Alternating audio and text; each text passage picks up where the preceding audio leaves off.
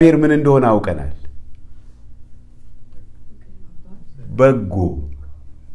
በጎ መሆኑን አውቀናል። የምናወራውም እሱ ነው አይደል? የእርሱን በጎነት ነው የምንናገረው።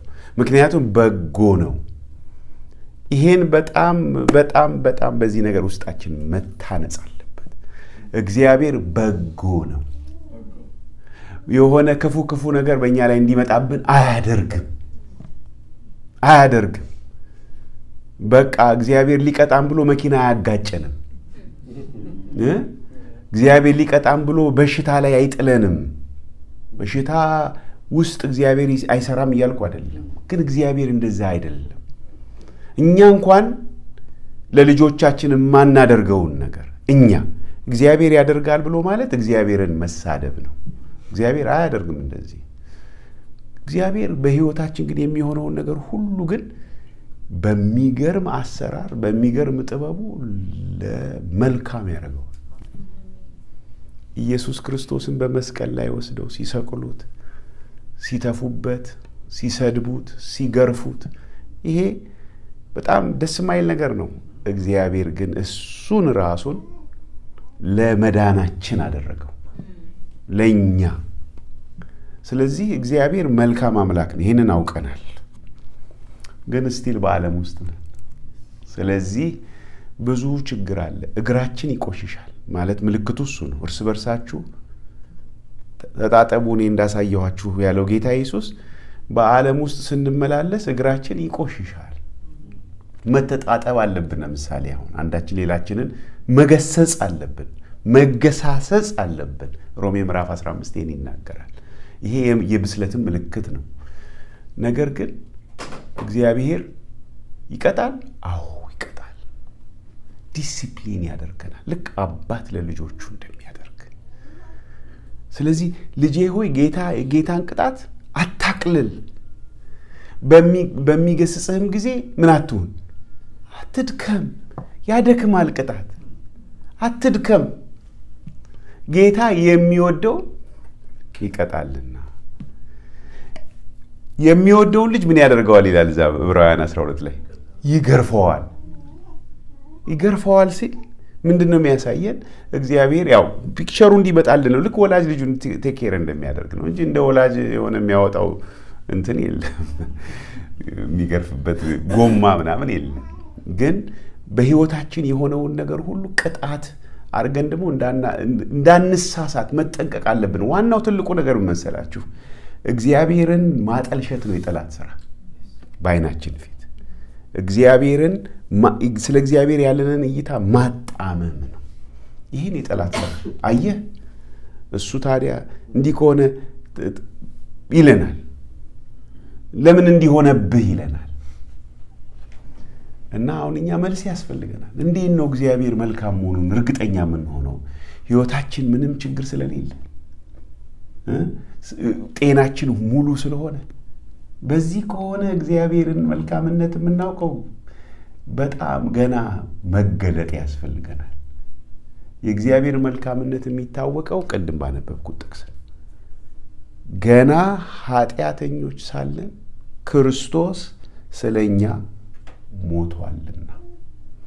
ስለዚህ እኛ ጠላት የፈለገውን ሐሳብ ወደ አእምሯችን ቢያመጣ ይህንን በዚህ ነገር ውስጣችን የታነጸ ሊሆን ያስፈልጋል። እንግዲህ ሰሞኑን ሮሜ ምዕራፍ 4 እና 5 እየተመለከትን ነው እና በዚህም ረገድ ይሄ ያግዘናል።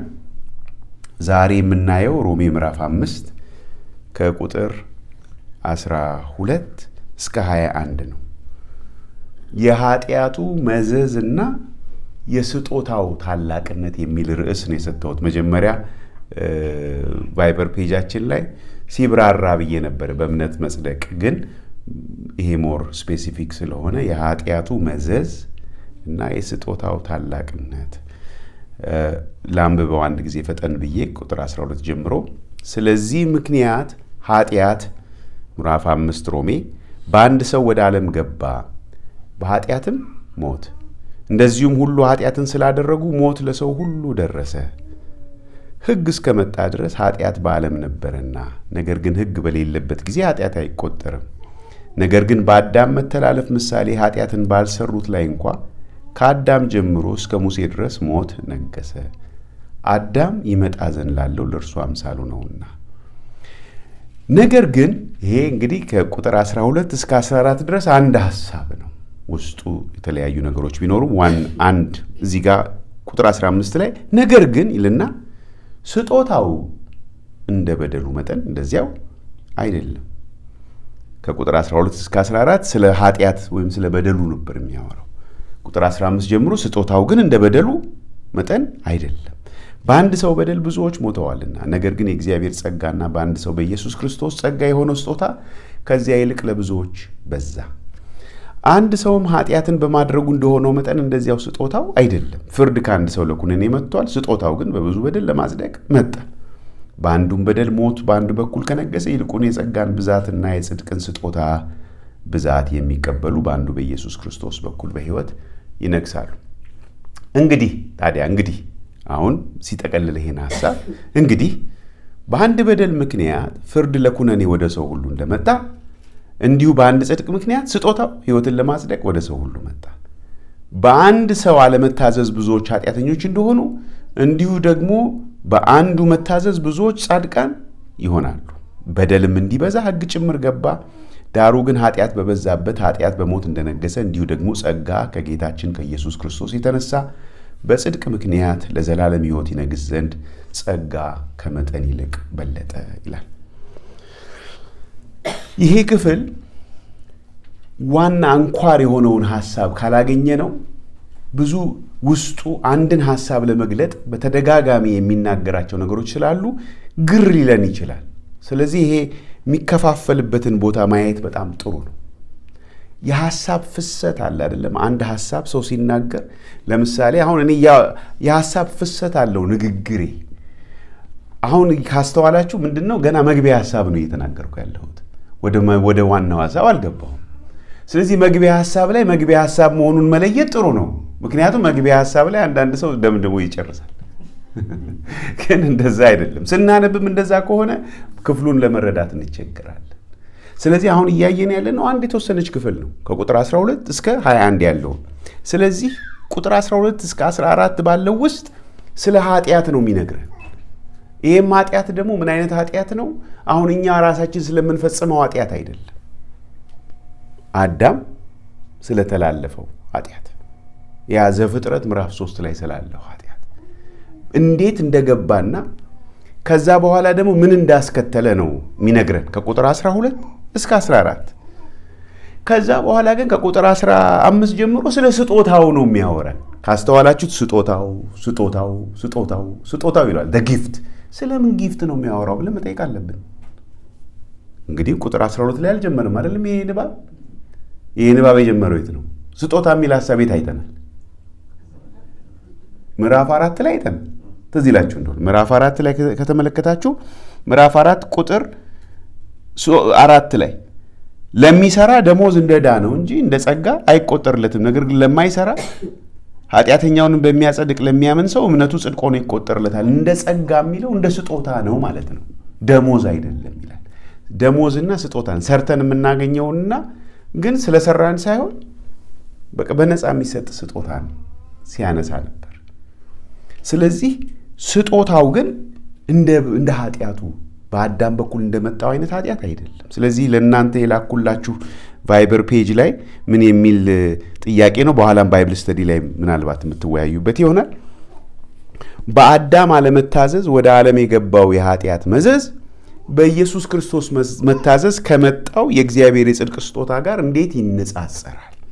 ስለዚህ ሁለት ዋና ዋና ሰዎች አሉ ምናያቸው፣ አዳም እና በአዳም የመጣው እና ደግሞ የመጨረሻው አዳም ወይም ክርስቶስ እና በክርስቶስ የመጣው። በአዳም የመጣውን ምንድን ነው የሚለው እዚህ ላይ? ኃጢአት እና ከሱ ጋር የተያያዘው ነገር።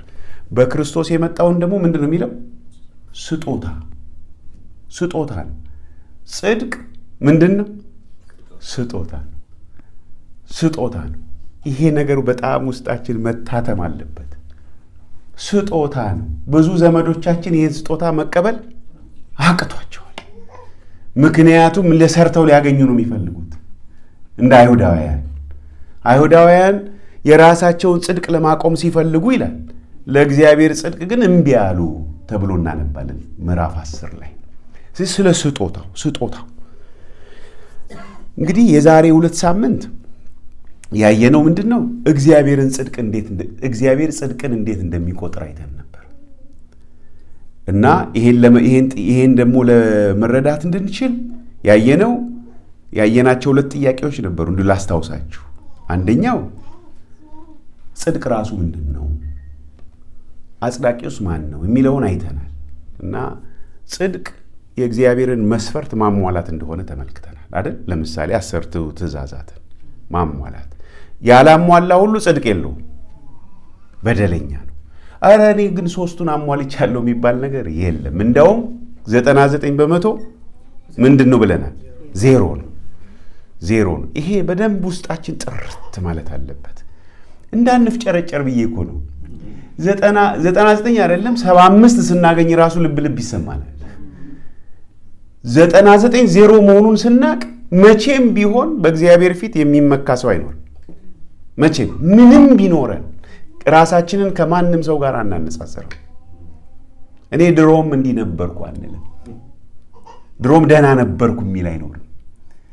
እኔ ከኃጢአተኞች ዋና ነኝ ያለው ጳውሎስ በሕግ በሚገኝ ጽድቅ ደግሞ ያለ ምን ነበርኩ የሚለው ያለ እንከን ነበርኩ ይላል። ስለዚህ ሲገባን የእግዚአብሔር የጽድቅ አሰራር፣ የጽድቅ አቆጣጠር፣ የእግዚአብሔር መስፈርት ሲገባን የተበላሸን መሆኑን እንረዳለን። ዛሬም በሱ እናያለን እንዴት እንደሆነ ያ ነገር። ስለዚህ ምን አረጋግጠናል? በእግዚአብሔር የፍርድ ዙፋን ፊት ጻድቅ መሆን የሚቻለው ፍጹም ከተኮነ ብቻ ነው። ፍጹም ካልሆነን ጻድቅ መሆን አንችልም። ስለዚህ በስራችን መጽደቅ አንችልም። በምንድን ነው የምንጸድቀው? በእምነት በነፃ እግዚአብሔር ሰጥቶን ስጦታን።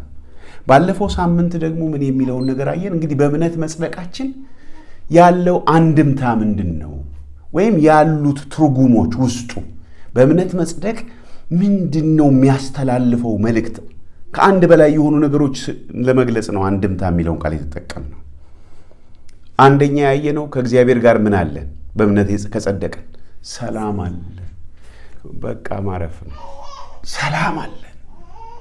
አሁን ከእግዚአብሔር ጋር ሰላም ለመሆን እንደው ትላንትና ማታ ምናምን ያልን አይደለም።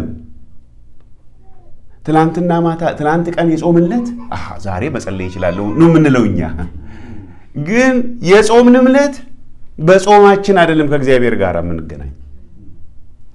በክርስቶስ ኢየሱስ ያገኘነው ሰላም አለ። ጠላትነት ተወግዷል ነው ፖይንቱ። ጠላቶች አይደለንም እኛ። እንደውም እዚህ ላይ ከተመለከታችሁ ምዕራፍ 5 ላይ ቁጥር 10 ጠላቶች ምንድን ነው የሚለው? ሳለን ምን ማለት ነው? ውስጡ ምን ትርጉም አለው? ጠላቶች ሳለን። ኢትዮጵያ ሳለን ካልኳችሁ ምንድን ነው? ምን እያልኳችሁ ነው? አሁን ኢትዮጵያ አይደለንም እያልኳችሁ ነው። ጠላቶች ሳለን እግዚአብሔር አስታረቀን በልጁ ሞት። አሁን ጠላቶች አይደለንም፣ ሰላም አለን። እሺ፣ እሱ ግልጽ ነው አይደል? እሺ፣ ወደ ላይ ተመልከቱና ቁጥር 8 ደግሞ ተመልከቱ። ነገር ግን ገና ኃጢአተኞች ሳለን። አሁንስ አይደለንም ነው እኮ። ኃጢአት የለብንም እያልኳቸው አይደለም። ኃጢአተኞች ግን አይደለንም። ምንድነን ታዲያ? በክርስቶስ በማመን ጻድቃን ነን። መልእክቱ እሱ ነው። ጻድቃን ነን። የራሳችን ጽድቅ ኖሮን አይደለም። ለዚህ ነው መተኛት የምንችለው እንቅልፋችንን። ባንነሳም ወደ ቤት ነው የሚካሄደው። ምክንያቱም በክርስቶስ በማመን ጻድቃን ነን። ጠላቶች ሳለን ሲል ያልከበደን፣ ኃጢአተኞች ሳለን ሲል ሊከብደን አይገባም። ኃጢአተኞች ሳለን ክርስቶስ ስለኛ ሞቷልና እግዚአብሔር ለኛ ያለውን ፍቅር ያስረዳል። ቁጥር 6 ገና ምን ሳለን? ደካሞች ሳለን። አሁንስ ብርቶች ነን። እንዴት? በክርስቶስ የጨለማ ኃይላት ሲያዩን ክርስቶስን ነው የሚያዩት። በክርስቶስ ደካሞች አይደለንም። አሁን ትላንትና ያሸንፈን የነበረው ኃጢአት ዛሬ ምን አያሸንፈንም። እንመለከተዋለን። ምዕራፍ 6 ውስጥ ሁሉ እንገባለን ገና እንደ እግዚአብሔር ፈቃድ። ግን ደካሞች ሳለን ክርስቶስ ግን ያኔ ነው ለእኛ ዘመኑ ሲደርስ ስለ ኃጢአተኞች ሞቷል። ኢየሱስ ክርስቶስ ስለ ኃጢአተኞች ሞቶ እኛ ላይ ምንም ለውጥ የማያመጣ ከሆነ እኛን ከእግዚአብሔር ጋር በማስታረቅ ከድካማችን በማውጣት ጠላትነትን በማስወገድ ኃጢአተኛነትን በማስወገድ በእኛ ላይ ምንም ኢፌክት ከሌለው የኢየሱስ ክርስቶስ ሞት ከንቱ። ቢፎር ኤንድ አፍተር የምንለው ነገር ከሌለን በሕይወታችን ችግር አለ። እንዲህ ነበርኩ እንዲህ ነኝ ማለት ካልቻል ግን ብዙ ጊዜ ያንን ነገር እንዳናስተውል የሚያደርገን ብዙ የጠላትም የዓለምም ደግሞ በእግዚአብሔር ቃል ደግሞ ያለመታነጽ ችግር አለ በብዙዎቻችን ላይ። ይሄ ሀፕን ያደርጋል። ከዚህ የተነሳ ዲፊትድ እንሆናለን። ጠላትም ይከሰናል። በክስ ውስጥ በቃ እዛ ማጥ ውስጥ ስንመላለስ ብዙ ጊዜ ራሳችንን እናገኘዋለን። ነገር ግን አሁን በእምነት መጽደቃችን ምንድን ነው የሚያረጋግጥልን? ለኛ ከእግዚአብሔር ጋር ሰላም አለን። አንድ በማ በኩል በክርስቶስ ኢየሱስ። ሁለተኛ የገባንበት ክልል የምን ክልል ነው የሚለን? የጸጋ ክልል ውስጥ ቆመናል። ይሄ ምን ማለት እንደሆነ በደንብ አስቡት። የጸጋ ክልል ውስጥ ቆመናል ማለት ጸጋ ክልል ውስጥ አሁን ሜክሲኮ ስንገባ ዩኤስ አትገዛም አይደል? አትገዛም። በሜክሲኮ ሕግ ስር ነው ያለነው። ዩኤስ ስንገባ ሜክሲኮ አትገዛም። በጸጋ ክልል ውስጥ ምን አይገዛም? ኃጢአት አይገዛም። ሕግ አይገዛም። አዲስ ኑሮ ነው። የመንፈስ ኑሮ ነው። ኃጢአትም አይገዛም። ኃጢአት ድል የሚነሳበት ክልል ነው። ለምን? ጸጋ አለ። ይሄ ስጦታው እኛን ከእግዚአብሔር ጋር ማስታረቅ ብቻ ሳይሆን እኛን አቅም መስጠትም የሚያስችል ነገር ነው። እምቢ እንድንል የሚያደርገንም ይሄ ጸጋ ነው። ይህ እምቢ እንድንል የሚያስተምር፣ የሚያበረታ፣ የሚመራ፣ የሚያስችል ክልል ላይ ነው ያለ የጸጋው ክልል። በእምነት መጽደቃችን ሌላው ትርጉም ይሄ ነው። አንድም ከእግዚአብሔር ጋር ሰላም አለን፣ አንድም በጸጋ ክልል ውስጥ አለን የሚለውን አይተናል። እሱ ብቻ አይደለም፣ እንመካለን የሚል ነገር አይተናል። 3 የምንመካባቸው ጉዳዮች አሉ። ቅድም ዘምረናል። ፈቃዱ ሲሞላ ጌታዬ ከብሮ ሳይ ምድር እልል ስትል ሲያጨበጭብ ሰማይ። ስለ ምድር የሚያወራው ስለ ጌታ ምጽአት ነው። በእግዚአብሔር ክብር ተስፋ ምን እናደርጋለን? እንመካለን። ክብሩ ከኛ ጋር የተያያዘ ስለሆነ በእምነት የጸደቁ ሰዎች ከብረዋል። አንብበናል ባለፈው ሳምንት ሮሜ 8 አስቀድሞ ያወቃቸውን የልጁን መልክ እንዲመስሉ አስቀድሞ ወስኗልና የጠራቸውን አጸደቃቸው፣ ያጸደቃቸውን ያከብራቸዋል ነው የሚለው። አከበራቸው ነው። በእግዚአብሔር ፊት ያለቀ ነገር ነው። ስለዚህ በሱን ተስፋ እንጠባበቃለን። ስለዚህ በሱ ተስፋ እንመካለን ይላል። ግን ደግሞ አሁን ባለንበት በሕይወት ዘመናችን ደግሞ እሱ እስከሚሆን ድረስ ምን አለ? መከራ አለ። አይ እችኛዋን አልፈን ዝም ብለን ቶሎ ጌታን ሰው ተቀብሎ ቶሎ ወደ ክብር ብንወነጨፍ ነው የምንመኘው። ኖ ግን ትክክል አይደለም። ያስተሳሰብ ትክክል አይደለም። እግዚአብሔር እኛን ሼፕ ሊያደርገን ይፈልጋል። ስለዚህ መከራን ይፈቅዳል። ልዩ ልዩ ፈተናዎች ይመጣሉ። እነኚህ ይሄ መከራ በሱ እንመካለን። ምክንያቱም መከራው ራሱ ምን ያደርግልናል?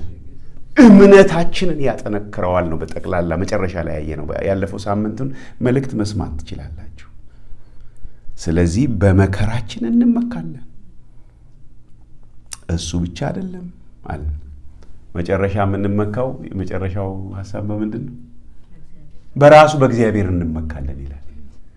መታረቁን ባገኘንበት በእግዚአብሔር ራሱ እግዚአብሔር ለኛ ትምክታችን ነው ይላል። መከራው ትምክታችን ነው። የሚመጣው ክብር ትምክታችን ነው። ግን የመደምደሚያው ትምክት ግን መከራውም አይደለም፣ የሚመጣውም ተስፋ አይደለም፣ እራሱ እግዚአብሔር ነው። ስለ እግዚአብሔር ያለን አመለካከት በጣም ወሳኝ ነው። እሱ ሲበላሽ ሁሉ ነገር ይበላሻል።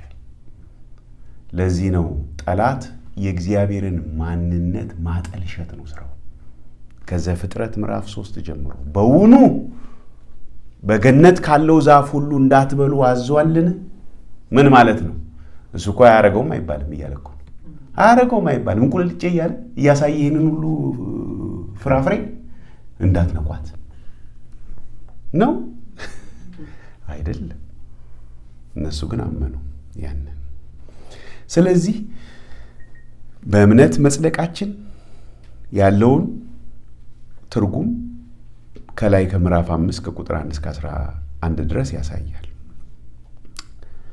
ወደ ዛሬው ርዕሰ ጉዳይ ከመሄዳችን በፊት በእምነት እግዚአብሔር ጽድቅን እንዴት እንደሚቆጥር በእምነት መጽደቃችን ያለው አንድምታ ላይ ጥያቄ ያለው ሰው ካለ እናንሳ። ካለ አሁን ለምሳሌ ለመከለስ የሞከርኩት ሐሳብ ላይ ጥያቄ ካለ ጥሩ ነው። ባለፈው ሳምንት አስካለ የጠየቀችው ጥያቄ ትንሽ አወያየ። ካለ አንሱና ከዛ በኋላ ወደ ዛሬው ክፍል እንሄዳለን። አለ? እሺ።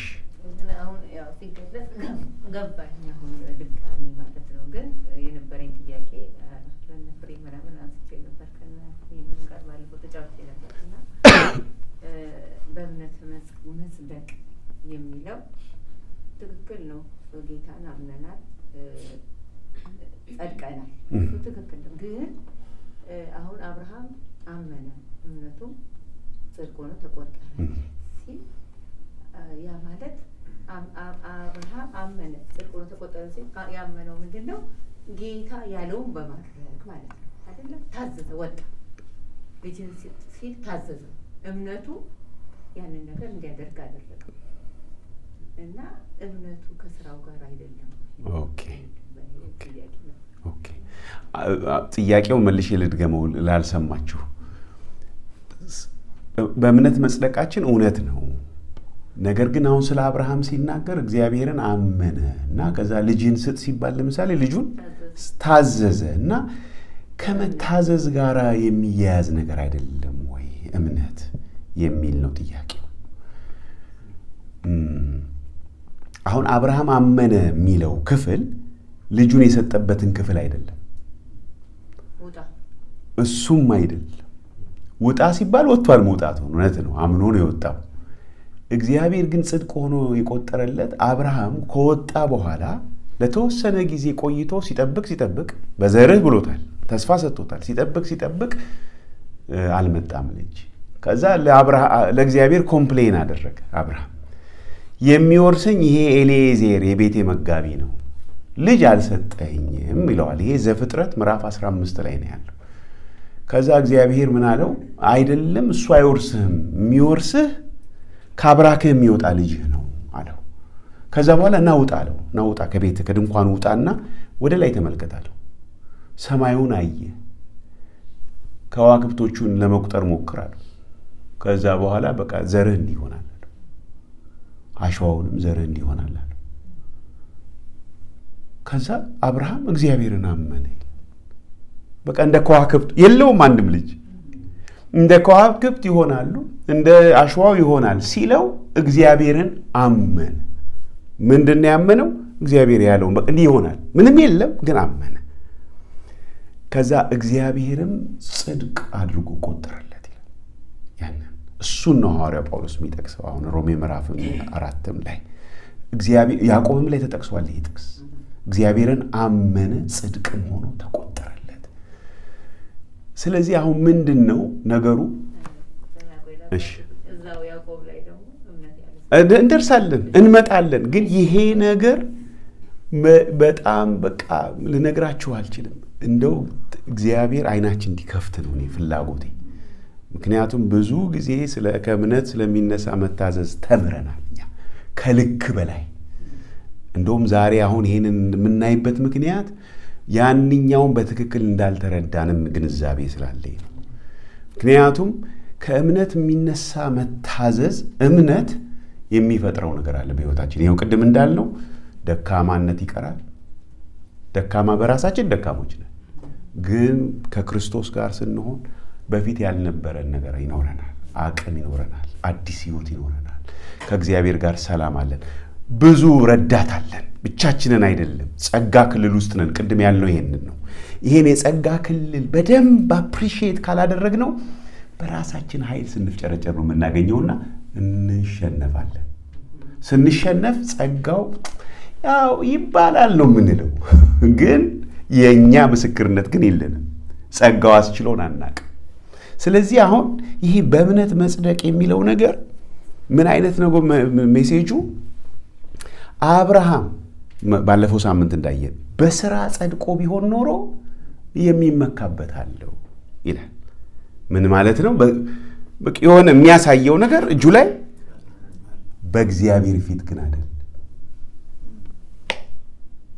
በእግዚአብሔር ፊት ግን አይደል። ምን ማለት ነው? አብርሃም እንኳ በስራው መጽደቅ አይችልም ማለት ነው። በሌላ ቋንቋ ኢዮብ እንኳ ዳንኤል እንኳ በስራቸው መጽደቅ አይችሉም። ማንም ስጋን የለበሰ ሁሉ በእርሱ ፊት መጽደቅ አይችልም። ለምን? ኃጢአት በምን ይታወቃል? በሕግ ይታወቃልና ሕጉ ደግሞ የሚለውን 100 ካላገኘን በስተቀረ በእግዚአብሔር ፊት መጽደቅ አይቻልም። ስለዚህ ማንም እንደዛ ሊል የሚችል ሰው የለም አይደል? ስጋን የለበሰ ሁሉ በእርሱ ፊት በእግዚአብሔር ፊት ሊጸድቅ በሕጉ ስለማይችል ጽድቅ ለእኛ እንደ ስጦታ የሚበረከት ነገር ነው፣ የሚሰጥ ነገር ነው። አሁን እናንተ እስቲ ትሄዳላችሁ። አሁን ምግብ ስቴሽን ቢኖር የሆነ ምግብ ያድላሉ፣ እንጀራ ያድላሉ፣ ዳቦ ያድላሉ ቢባል እዚህ መሄድ ሰው አለ? አሁን ከሰዓት በኋላ መሄድ አለ? የለም። ለምን? አለና ቤት አለን። አንዳንድ ሰዎች ግን ይሄዳሉ ስለሌላቸው። ጽድቅ የሚታደል ነገር ነው። የሚሄዱ መናጢ ድሃ መሆናቸው የገባቸው ናቸው። የሌላቸው ኃጢአተኛውን በሚያጸድቅ የሚያምኑ ምዕራፍ 4 ላይ ያየነው ይሄንን። ባዶአችንን ምንም የለኝም እኔ በሰው ፊት ሊኖረኝ ይችላል፣ እንደው አለ አይደል አፕራይት ስታንዲንግ ሲቲዝን ነኝ ምናምን ልንል እንችላለን። እኔ ከጨዋ ምንድን ነው የሚባለው ሀገራችን? ከጨዋ ቤተሰብ ነኝ። ኧረ እግዚአብሔር ይመስገን እንደዚህ አይደለሁም እኔ እንደው ጨዋ ናቸው የኛ ቤተሰቦች። ጨዋ መልካም ደግሞ በሰው መስፈርት እኮ ናቸው። አሁን ችግሩ በእግዚአብሔር ፊት ስለሆነ እኮ ነው የምናወራው። በእግዚአብሔር ፊት ወስዶ ሰውን ሁሉ የት ጋር ነው የሚያደርገው? እኩል። ስጋን የለበሰ ማለት በቃ ሰው ሁሉ ማለት ነው። አዳሜ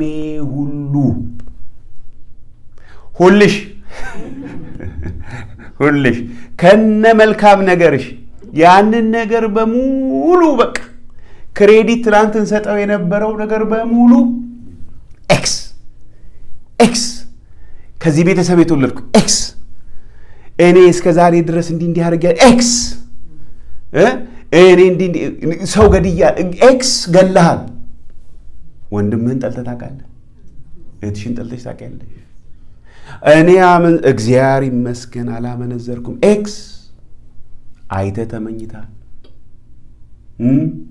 ኤክስ አፍም ሁሉ ምን ይሆን ዘንድ ይዘጋ ዘንድ ዓለምም ሁሉ እንግዲህ ዓለም አይደለን እንደኛ የዓለሙ ሰዎች አይደለም እንዴ? ዓለምም ሁሉ ከእግዚአብሔር ምን ፍርድ በታች ይሆን ዘንድ ሕግ የሚናገረው ከሕግ በታች ላሉት እንዲናገር እናውቃለን። ይህም የሕግን ሥራ በመስራት ሥጋ የለበሰ ሁሉ በእርሱ ፊት ስለማይጸድቅ ነው። ኃጢአት በሕግ ይታወቃልና። ሮሜ ምዕራፍ 3 ቁጥር 19-21። ጽድቅ የሚታደል ነገር ነው፣ የሚሰጥ ነገር ነው። አንገዛውም። ስለሚገባን የሚሰጥ ነገር አይደለም። ጽድቅ የሚታደል ነገር ነው፣ ስጦታ ነው። ስለዚህ የዛሬውም ጥናታችን ስለ ስጦታው ስንመለከት ስጦታው አሁን በአማርኛ ስጦታው ስንል ስጦታ ስልና ስጦታው ስል ምንድን ነው ልዩነቱ? ስጦታው ካልኩና ለምሳሌ ሰውየው ካልኩና ሰው ካልኩኝ ምንድን ነው ልዩነቱ? ሰው ብዙ ነው፣ ጀነራል ነው። ማን እንደሆነ አላውቅም። ሰውየው ካልኩ ግን የሆነ አንድ ሰውዬ ነው። ሰውየው መጣ ካልኩ ፍቅሬ ምንድን ነው የምትለው? ወይ ደግሞ ካላወቅ የቱ ሰውዬ ትላለህ። ስለ ስጦታ አይደለም ዛሬ የምናወራው፣ ስለ ስጦታው ነው የምናወራው። ስለ ስጦታው። ስለ ኃጢአት እንዲሁ አይደለም የምናወራው፣ ስለ ኃጢአቱ፣ ስለ በደሉ። የትኛው በደል? ያ በደል። ኃጢአት ጀነራል ነው፣ ስጦታ ጀነራል ነው። ኃጢአቱ ካልኳችሁ ግን የትኛው ኃጢአት? በኃጢአቱ ንስሐ ገብተሃል ካለን ሰው የትኛው ነው የምንለው? የሚታወቅ ነገር አለ። በኃጢአት ንስሐ ገብተሃል ግን ጀነራል። ስለዚህ ስለ ስጦታው ነው እያየን ያለ ነው።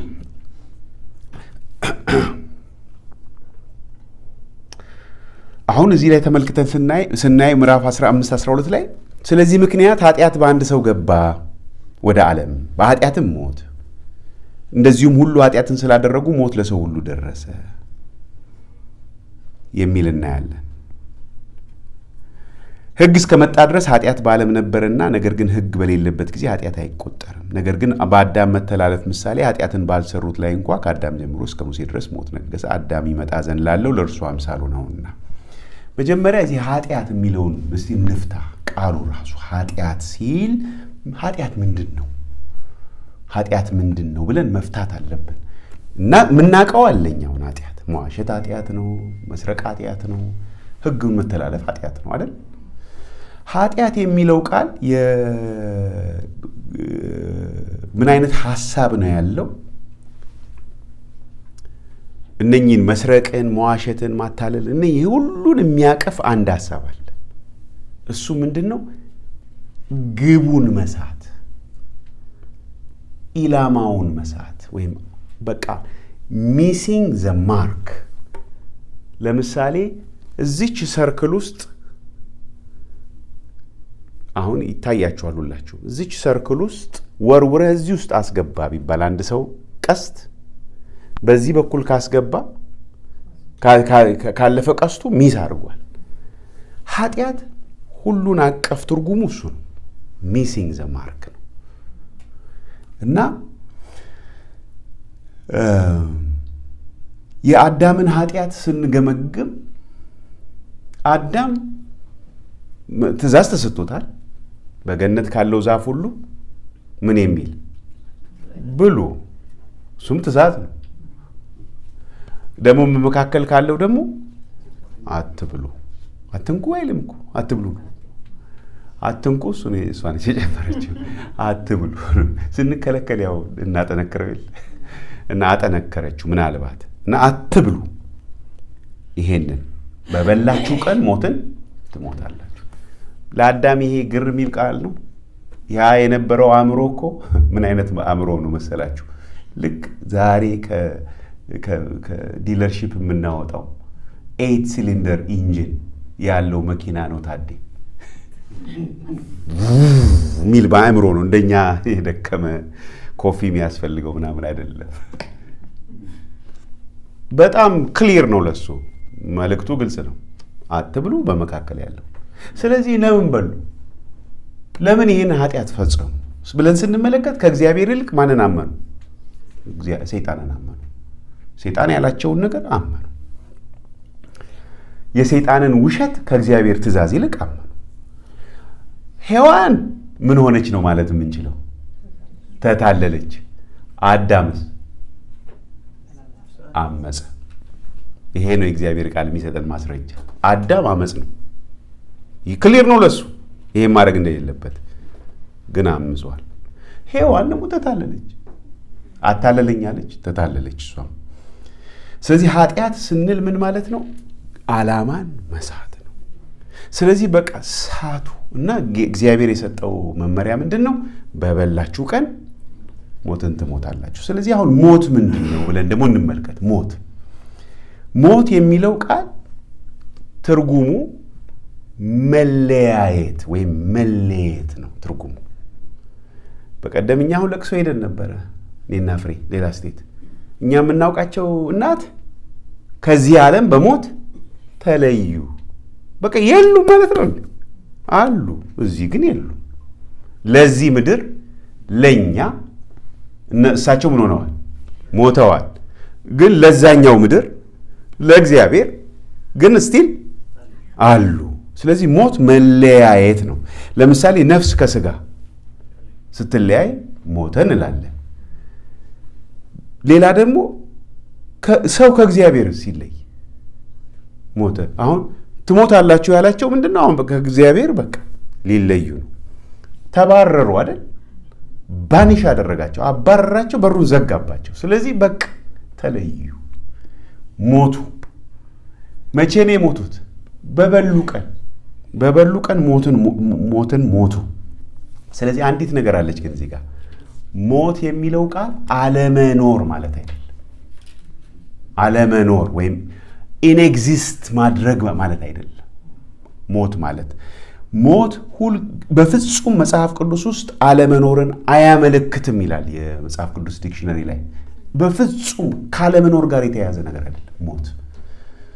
ሞት ሁልጊዜ መለያየትን፣ ለምሳሌ መንፈሳዊ ሕይወት ከእግዚአብሔር ጋር በህብረት መኖር እንደሆነ ሁሉ መንፈሳዊ ሞት ደግሞ ከእግዚአብሔር ተለይቶ መኖር። ስለዚህ ከእግዚአብሔር ተለይተው ሰዎች ይኖራሉ፣ ግን አሉ፣ ዘመዶቻችን አሉ፣ በስጋ አሉ፣ ግን ምን ሆነዋል? ሞተዋል። እኛ ደግሞ ሙታን ነበርን። አሁን ግን በክርስቶስ ምን ሆነናል? ሕያዋን ሆነናል። ስለዚህ ይህንን ሁለት ቃል እንመለከታለን። ሶስተኛ የምናየው ዓለም የሚለውን ቃል ነው። ምክንያቱም ኃጢአት በአንድ ሰው ወደ ዓለም ገባ ነው የሚለው። ዓለም የሚለው ቃል ደግሞ ብዙዎቻችን የምናውቀው ቃል አለ። ኮዝሜቲክስ እናውቃለን። ኮዝሜቲክስ ስለምን ነው የሚያወራው? ስለ ቁንጅና፣ ስለ ማጌጥ፣ ስለ ውበት ነው። ኮዝሞስ የሚል ቃል ነው። ትርጉሙም እንደዛው ነው። ትርጉሙም ማስጌጥ፣ ማስዋብ ማለት ነው። ስለዚህ እግዚአብሔር ያዘጋጀው ይሄ ስርዓት፣ የሰመረ ስርዓት፣ ሃርሞኒየስ የሆነ ስርዓት እሱ ዓለም ነው። በቃ የኛ ዓለማችን እሱ ነው እግዚአብሔር የሰራው እና እግዚአብሔር ወይም መለኮት ያዘጋጀውን ዓለም ወይም አጽናፈ ዓለም ያመለክታል ይሄ ዓለም የሚለው ሐሳብ። ስለዚህ ኃጢአት አሁን በአንድ ሰው በኩል ወደ ዓለም ገባ የሚል ነገር እናያለን። አሁን ምን ጠይቀው ሌላ ጥያቄ አለ። ኃጢአትና ሞት ያላቸው ግንኙነት ምንድን ነው? ኃጢአትና ሞት። ኃጢአት ሞትን ምን አደረገ ነው የሚለን ክፍሉ? አስከተለ፣ መለየትን አስከተለ። አንዱ በደል፣ የአዳም በደል ኃጢአትን ወደ ዓለም አስገባ። አሁን ትንሽ ክሊር ላድርግ። አዳም አልታዘዝም፣ አመፀ። እሱ ባመፀ ጊዜ የሰውና የእግዚአብሔር ግንኙነት ተበላሸ። ሰው ከእግዚአብሔር ተለየ። ስለዚህ ይሄ ከእግዚአብሔር መለየቱ ኃጢአትን፣ ዓላማን የሳተ ዓለም አደረገው። ዓለሙ ተበላሸ። እግዚአብሔር እንዳስዋበው እንዳስጌጠው አይደለም። አሁን ዓለም መጀመሪያ እግዚአብሔር እንዳዘጋጀው አይደለም። ዓለም የእግዚአብሔር እኮ ዝግጅት እኮ አሁንም ይታያል ዓለም ውስጥ፣ ግን ተበላሽቷል። ወጥ ተበላሽቶባችሁ ያውቃል አይደል? በጣም በቃ ብዙ ተደክሞ በኋላ ሰዓት ላይ ቆይቶ ይሆናል በቃ ተበላሽ ይባላል። እንደው ተበላሽ ምናምን እኔ ደንግጬ የማቅ ይመስለኛል ሳስበው። ተበላሽ ወጥ በጣም ኤክስፔክት አድርጌው ጎረና እንደው በቃ ቼክ ሁሉ አድርጋችሁ አታውቁም? እንደው ትንሽ አይ በቅቶታል፣ በቃ ተበላሽቷል። በቃ ዓለማችን በቃ ተበላሽቷል። ምድር ያበላሸው ኃጢአት ገብቶ በየት በኩል በአንዱ ሰውዬ ተበላሽቶ። ስለዚህ ይሄ በመለኮት በእግዚአብሔር የተዘጋጀው ስርዓት ወይም ዓለም ምን ነበር? ሰው በእርሱ እየታመነ ከእርሱ ጋር የሚኖርበት ከእግዚአብሔር ጋር የሚኖርበት አይነት ነበረ ፕሮግራም።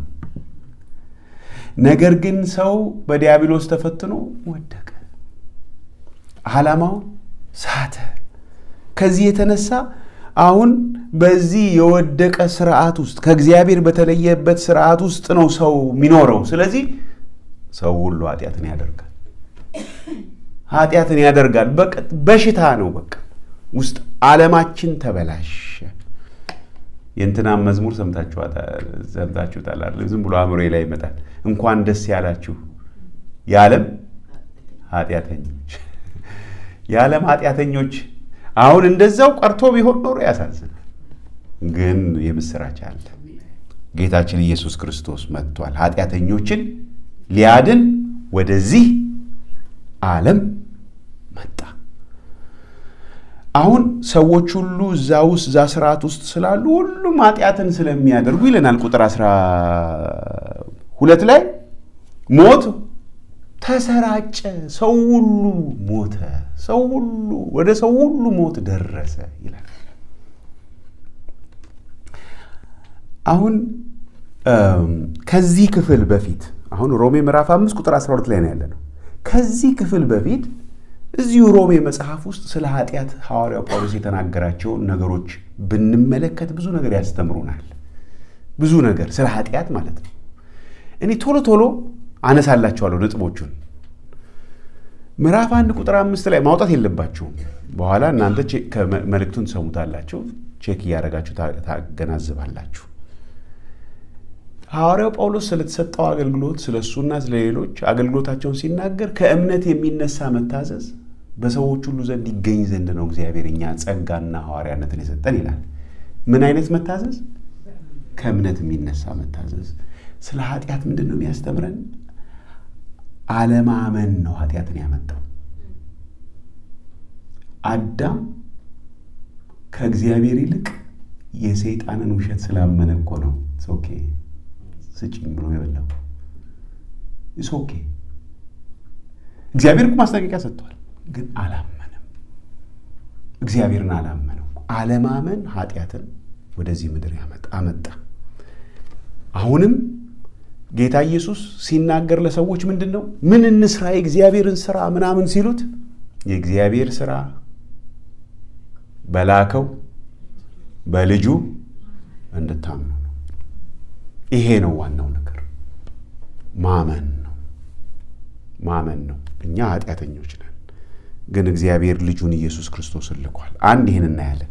እዛው ሮሜ ምዕራፍ 1 ቁጥር 18 ላይ ደግሞ እውነትን በአመፃ በሚከለክሉ ላይ የእግዚአብሔር ቁጣ ይመጣል ይላል። ስለዚህ ኃጢአት ሌላው መልኩ ምንድን ነው?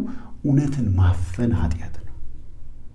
እውነትን በአመፅ በክፋት ማፈን። እዛው ምዕራፍ 1 ላይ ብዙ ይገልጻል። እግዚአብሔርን እንደ እግዚአብሔርነቱ መጠን አላከበሩትም፣ አላመሰገኑትም ይላል። እግዚአብሔርን አለማክበር፣ እግዚአብሔርን አለማመስገን በሽታችንን እንድናይ ብዬ ነው። ኃጢአት ነው። ከዛ በኋላ ደግሞ ሲናገር የማይጠፋውን የፈጣሪን ክብር በሚጠፋ በፍጡር ክብር ምን አደረጉ ይለናል? ለወጡት ይላል። ይሄ በጣም ትልቅ ኃጢአት ነው። የማይጠፋ የሚለው ቃል ኮራፕተብል አይደለም፣ የማይበላሽ ነው። የእግዚአብሔር ባህሪ ነው የሚለን የማይበላሽ ነው። እግዚአብሔር መቼም ኮራፕትድ አይሆንም። ፍጡር ግን ይሆናል። በስባሽ ለምሳሌ የሚለውን ቃል ብንመለከት እግዚአብሔር አዲሱ ሰው ለምሳሌ አይበሰብስም። ይሄ ሰውነት ግን በስባሽ ነው። ስለዚህ የማይጠፋውን የእግዚአብሔር ክብር መቼም ቢሆን ኮራፕትድ አይሆንም፣ አይጠፋም፣ አይበላሽም። ያ ክብር ያለው እግዚአብሔር ብቻ ነው። ያንን ክብር በሚጠፋ በፍጡር ክብር ለወጡ ይላል ምዕራፍ 1 ቁጥር 23 ላይ። እንደውም በመዝሙር 106 ላይ እንዲህ የሚል ቃል አለ። በኮሬብ ጥጃን ሰሩ፣ ቀልጦ ለተሰራ ምስልም ሰገዱ፣ ሳርም በሚበላ በበሬ ምሳሌ ክብራቸውን ለወጡ። እግዚአብሔር ነው ክብራቸውን ለወጡ ይላል። እዚህ ጋር ግን ትንሽ የምስራች ላንብብላችሁ። ስለ ሙታን ትንሣኤ ሐዋርያው ጳውሎስ 1 ቆሮንቶስ 15 ላይ ሲናገር የሙታን ትንሣኤ እንዲህ ነው፣ በመበስበስ ይዘራል፣ ባለመበስበስ ይነሳል። የትንሣኤው አካላችን ኮራፕትብል አይደለም፣ አይበላሽ። ኮራፕት ማድረግ አይቻልም። ይሄ በክርስቶስ ኢየሱስ እግዚአብሔር የሰራው ስራ ነው፣ ማዳኑ። ብዙ ልጆችን ወደ ምን ሊያመጣ ነው ጌታ ኢየሱስ ክርስቶስ የመጣው? ወደ ክብር፣ የማይበላሽ ሰውነት። ተመልሰው አዳምና ሔዋን ገብተው ከሕይወት ዛፍ እንዳይበሉ እግዚአብሔር የከለከለበት ምክንያት ምን ነበረ? ከዚህ በልተው ለዘላለም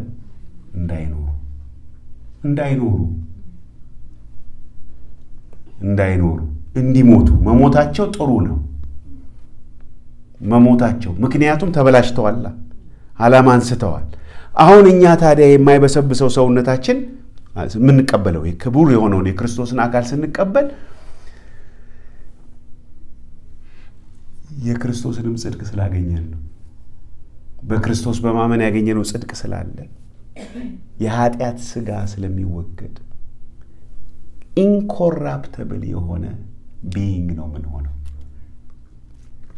ልክ ቁጭ ማንን ክርስቶስ ኢየሱስ አምላክነት ብቻ ነው የሌለን፣ እሱን እንድንመስል ይሄንን ተስፋ የሚያደርግ እርሱ ንጹሕ እንደሆነ ራሱን ያነጻል ይላል 1 ዮሐንስ። ሌላ የእግዚአብሔርን እውነት በውሸት መለወጥ ኃጢአት፣ ለባህሪያቸው የማይገባውን ስራ የሚገባውን ስራ ለባህሪ በማይገባ መለወጥ፣ ወንድ ከወንድ ሴት ከሴት የሚለው ማለት ነው። እግዚአብሔርን ለማወቅ አለመውደድ። እንደዚህም ሰው ያደርጋል፣ አይፈልጉም። እንደዚህ እግዚአብሔርን ለማወቅ የማይወድ ሰው ስታገኙ አትኮንኑ፣ ኃጢአተኞች ናቸው። ልንመሰክርላቸው ስንል የማይፈልጉ ሰዎች ካገኛችሁ የኃጢአት ነው እንደዚህ የሚያደርገው። እግዚአብሔርን ለማወቅ የማይወዱ የማይገባውን ማድረግ፣ ተገቢ ያልሆነ ነገር ማድረግ። ከዛ በኋላ ደግሞ ይዘረዝራል። ምዕራፍ 1 ቁጥር 29-31 አመፃ፣ ግፍ፣ መመኘት፣ ክፋት፣ ቅናት፣ ነፍስ መግደል፣ ክርክር፣ ተንኮል፣ ክፉ ጠባይ፣ ማሾክሾክ። ቆም ልበል። ማሾክሾክ ምንድን ነው? ሐሜታ አይደለም። ሐሜታ አለ ለብቻው፣ ቀጥሎ ሐሜት ይላል። ማሾክሾክ ምንድን ነው?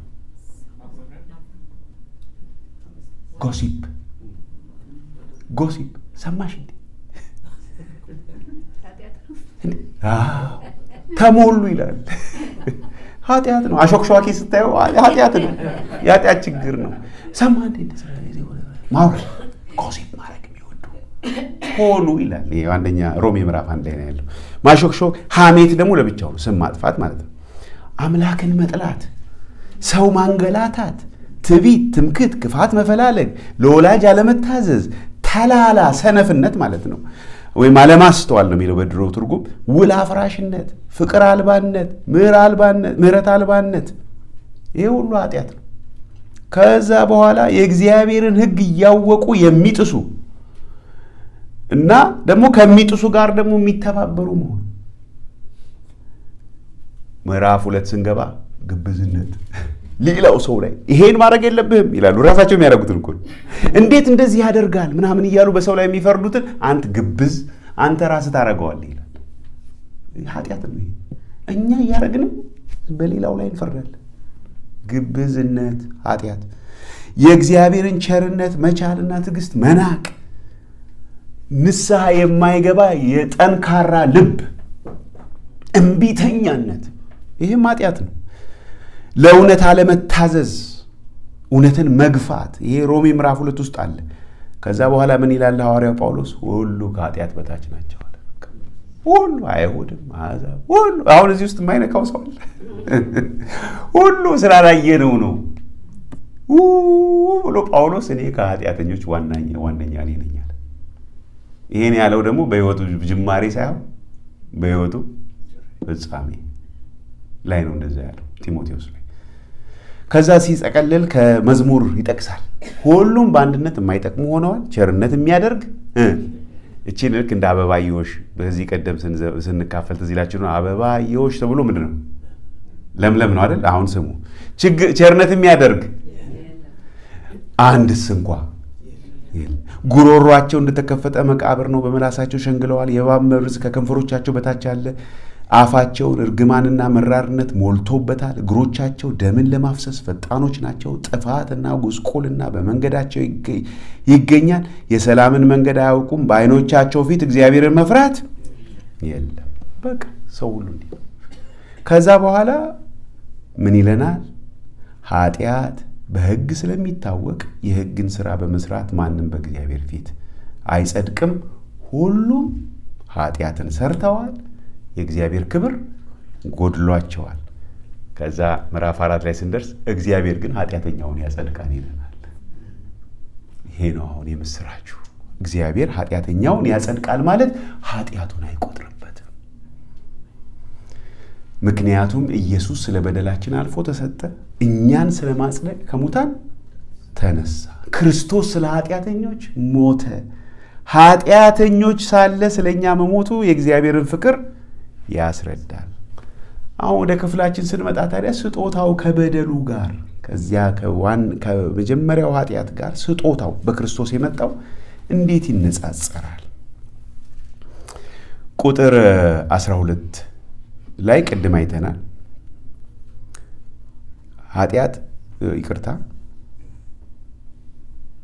ቁጥር 15 ስጦታው እንደ በደሉ መጠን እንደዚያው አይደለም ይላል። ቁጥር 15 እና 3 ምክንያቶች ነው የሚያቀርበው እንዴት እንዳልሆነ። የመጀመሪያውን ታዩታላችሁ ቁጥር 16 ላይ እዛው አክቹዋሊ ቁጥር 15 ላይ በአንድ ሰው በደል ብዙዎቹ ሞተዋል፣ ነገር ግን የእግዚአብሔር ጸጋና በአንድ ሰው በኢየሱስ ክርስቶስ ጸጋ የሆነው ስጦታ ከዚያ ይልቅ ለብዙዎች በዛ። ስለዚህ በአንድ ሰው በደል ብዙዎቹ ሞተዋልና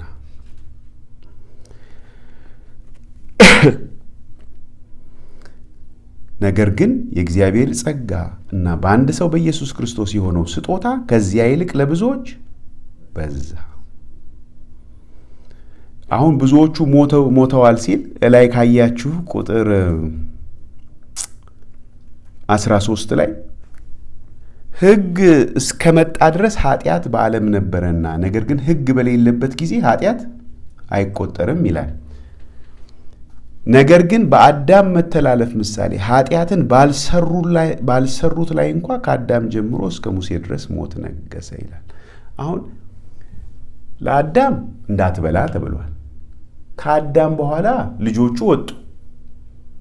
እንደ አዳም አይነት ሕግ ተሰጥቷቸው አልተሰጣቸውም። ቀጥሎ የምናየው ሕግ መቼ ነው? ሙሴ ላይ ነው። ከአዳም እስከ ሙሴ ባለው ዘመን ውስጥ ሕግ አልተሰጠም። ስለዚህ አዳም የተላለፈው ትእዛዝ አለ። እነኚህ ግን የተላለፉት ትእዛዝ የሚቆጠር ሕግ የለም። ሕግ ከሌለ አሁን ፍሪዌይ ላይ 70 ማይል ፐር አወር ካላለ በቃ እዚህ እንደፈለገ መሄድ ትችላለህ ካለ እንደፈለገ ነው የምንሄድ። ወይ በ60 እንሄዳለን፣ ወይ በ80 እንሄዳለን፣ እንደፈለገን። ምክንያቱም የለማ መስፈርት። ግን ምን ይለናል ሐዋርያው ጳውሎስ? ሕግ እንኳን ባይሰጣቸውም ግን ሞት ግን ይገዛቸው ነበር ይላል። ይሞቱ ነበር ሰዎቹ። ኃጢአቱ ባይቆጠርም መቁጠሪያ ባይኖርም ሕግ መቁጠሪያ ነው ይለናል። መቁጠሪያ ባይኖርም ግን ኃጢአት እንዳለ ማስረጃው ምንድን ነው? ይሞታሉ። ምክንያቱም ሞት የገባው ምንድን ነው? በኃጢአት በኩል ነው ይላል። ስለዚህ ስጦታ በአንድ ሰው በደል ብዙዎቹ ሞተዋል። በአንጻሩ ግን የእግዚአብሔር ጸጋና በአንድ ሰው በኢየሱስ ክርስቶስ የሆነው ስጦታ ከዚያ ይልቅ ለብዙዎች በዛ። ቁጥር 16 ደግሞ ሌላ ደግሞ ነገር ያነሳል። አንድ ሰው ኃጢአትን በማድረጉ እንደሆነው መጠን እንደዚያው ስጦታው አይደለም። ፍርድ ከአንድ ሰው ለኩነኔ መጥቷል፣ ስጦታው ግን በብዙ በደል ለማጽደቅ መጣ። እንዴት እንደሚያነጻጽረው አሁን ተመልከቱ። ያ አንዱ ሰውዬ ያደረገው በደል ምንን አስከተለ? ፍርድን አስከተለ። ከዛ ፍርድ የተነሳ ደግሞ አሁን ኩነኔ መጣ፣ ተኮነንን።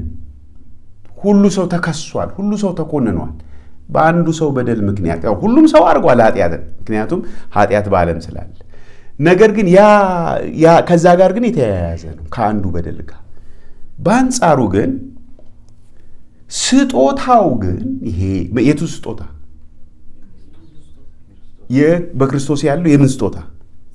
የጽድቁ ስጦታ። ጽድቅ ነው ስጦታው። የጽድቁ ስጦታው ግን በብዙ በደል ላይ ምን ለማድረግ መጣ? ለማጽደቅ መጣ። በደሉ ምን አይሆንም?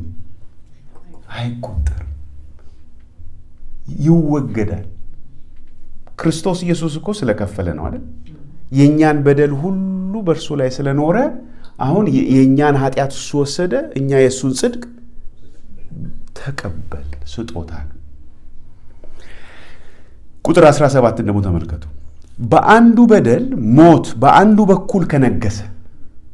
ሞት እንግዲህ ይኸው ሕግ በሌላቸውም ላይ ሁሉን ይገዛ ነበር። ይልቁን ይላል የጸጋን ብዛትና የጽድቅን ስጦታ ብዛት ምን የሚያደርጉ? እቺ በጣም ወሳኝ ቃል ናት። የሚቀበሉ በአንዱ በኢየሱስ ክርስቶስ በኩል በሕይወት ይነግሳሉ።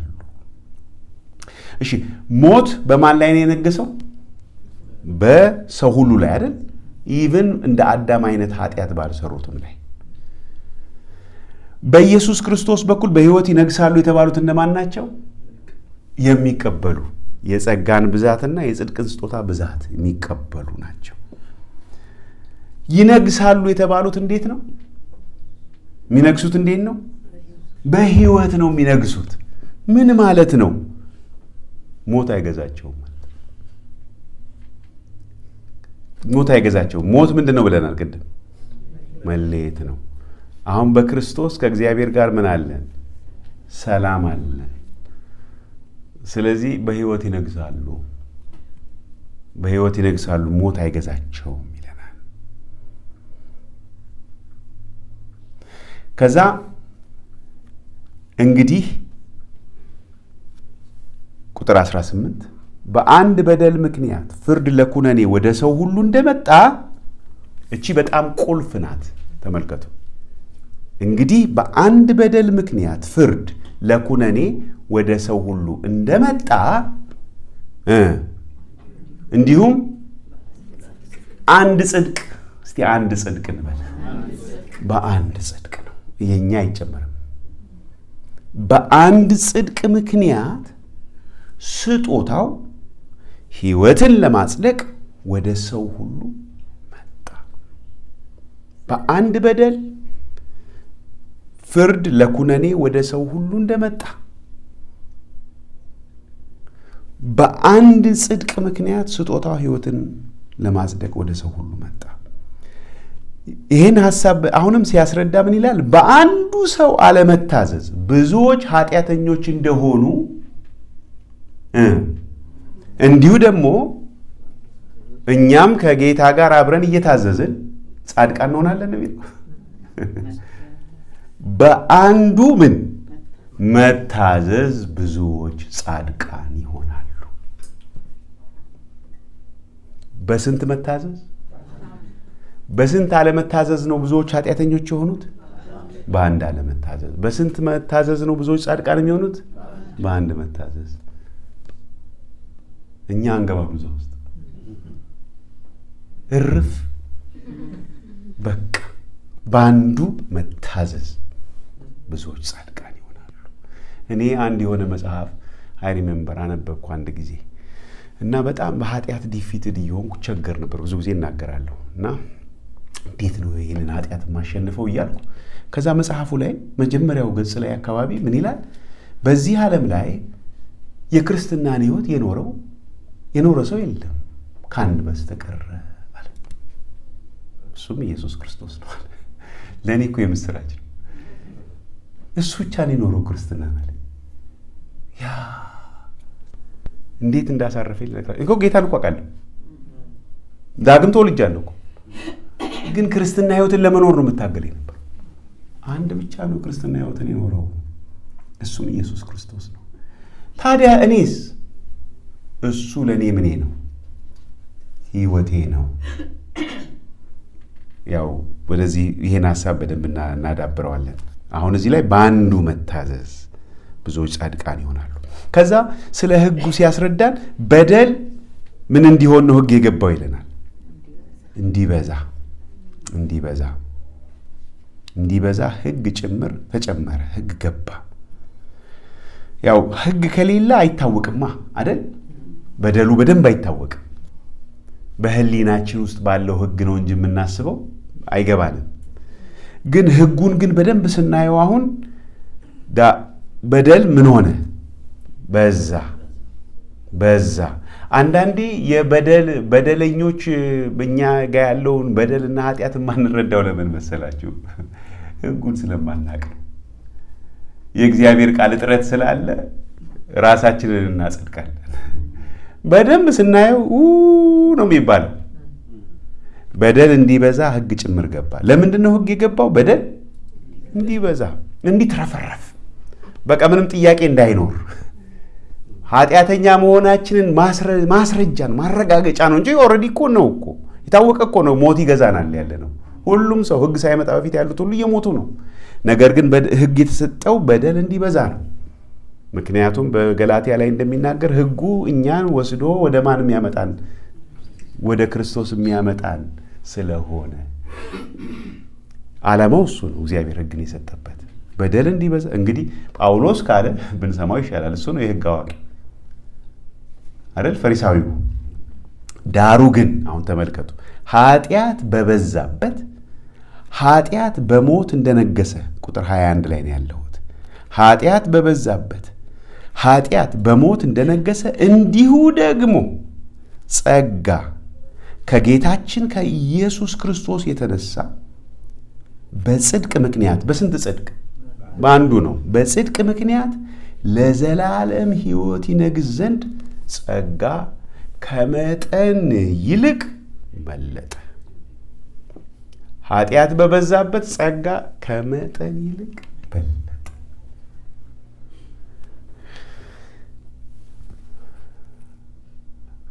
ስለዚህ ሞት አሁን በሕይወት አይገዛቸውም የሚቀበሉ አይደል? ይህንን የጸጋ ስጦታ ብዛት፣ ይህንን ጽድቅ የሚቀበሉ ሞት አይገዛቸውም። እነሱ በሕይወት ይነግሳሉ።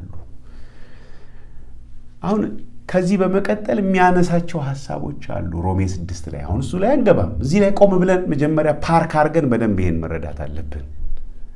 ቶሎ መሄድ ነው የምንፈልገው። ግድ የለም ይነሳል፣ በአእምሯችሁም ይመጣል ሀሳቡ። ታዲያ እንግዲህ እንዴት ነው ታዲያ የምኖረው?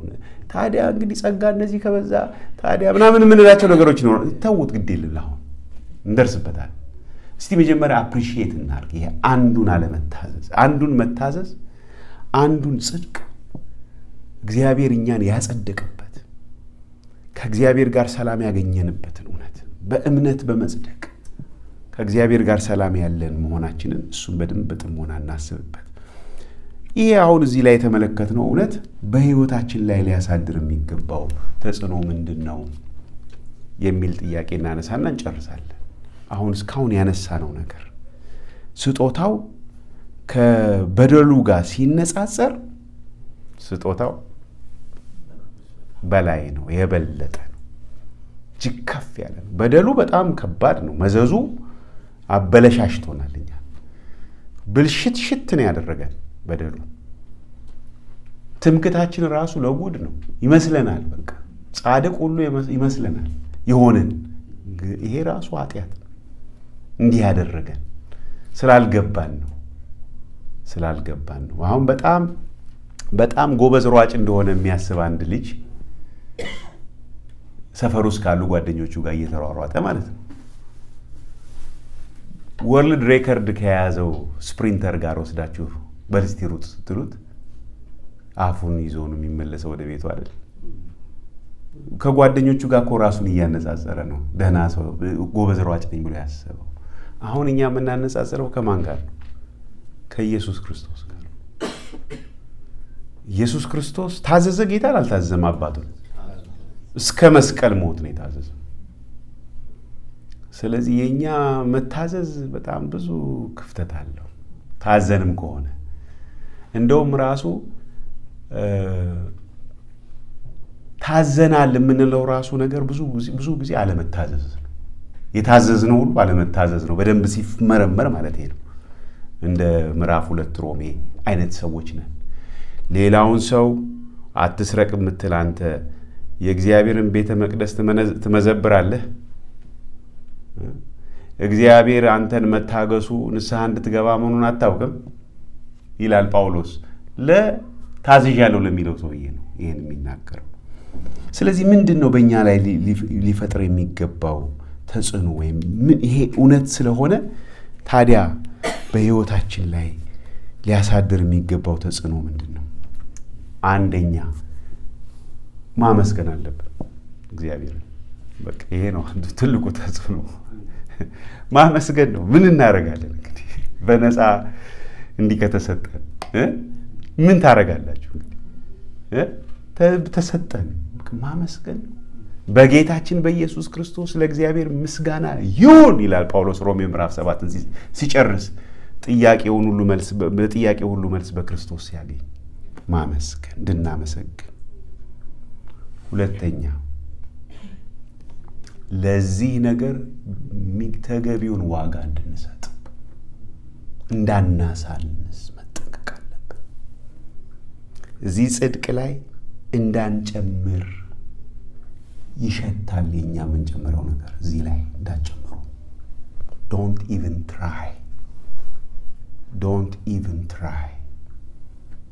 ምንጨምረው ነገር የለንም። እኛ ሙሉ ነው፣ ሙሉ ጽድቅ ነው፣ ሙሉ በእግዚአብሔር ፊት ድፍረት የሚሰጠን እሱ። ስለዚህ ተገቢ ዋጋ መስጠት አለብን።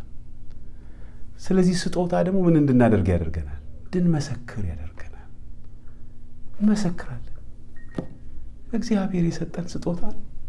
ይሄ ስጦታ ለማን ነው? ለሚቀበሉ ሁሉ እኮ ነው አይደል? ለሚቀበሉ ሁሉ ነው ይሄ የጸጋ ስጦታ፣ ይሄ የጽድቅ ስጦታ። ለኃጢአተኞች፣ እናንተ ኃጢአተኞች፣ የዓለም ኃጢአተኞች እንኳን ደስ ያላችሁ እያልን ነው የምናናግራቸው ሰዎችን። እንኳን ደስ ያለን እያልን ማለት ነው። ከዛ ግን የመጨረሻ ምንድን ነው ለእኛ ላይ ሊያደርግ የሚገባው? ይሄን የበለጠ መረዳት እንድንችል ጌታ አይኖቻችን እንዲከፍት እንድንጸልይ ነው። በደንብ እንረዳው። ሐዋርያው ጳውሎስ በኤፌሶን ምዕራፍ 1 ላይ ለኤፌሶን አማኞች እንዲህ ብሎ ይጸልያል። ቁጥር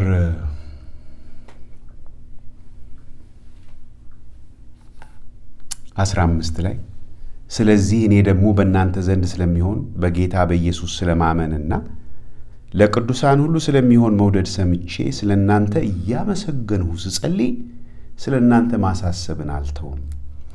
የክብር አባት የጌታችን የኢየሱስ ክርስቶስ አምላክ እርሱን በማወቅ የጥበብንና የመገለጥን መንፈስ እንዲሰጣችሁ እለምናለሁ። ይህም የልባችሁ ዓይኖች ሲበሩ የመጥራቱ ተስፋ ምን እንዲሆን በቅዱሳንም ዘንድ ያለው የርስት ክብር ባለጠግነት ምን እንዲሆን ለምናምንም ከሁሉ የሚበልጥ የኃይሉ ታላቅነት ምን እንዲሆን ታውቁ ዘንድ ነው ይላል። ስለዚህ እግዚአብሔር ለእኛም ያን እንዲሰጠን እንድንጸልይ ያደርገናል። ይሄን ስንመለከት እንጸልይ። እግዚአብሔር አምላካችን እናመሰግንሃለን ስለዚህ ታላቅ ስጦታ፣ ድንቅ ስጦታ።